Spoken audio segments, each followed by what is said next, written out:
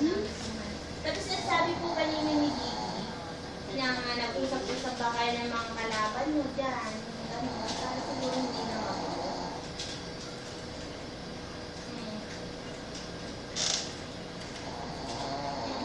Paano kaya ate, ba't kung maraming magbilihan na ang magiging sistema natin kung halimbawa nadaanan nila yung atin na wala tayo, babayaran ba natin sila? How much?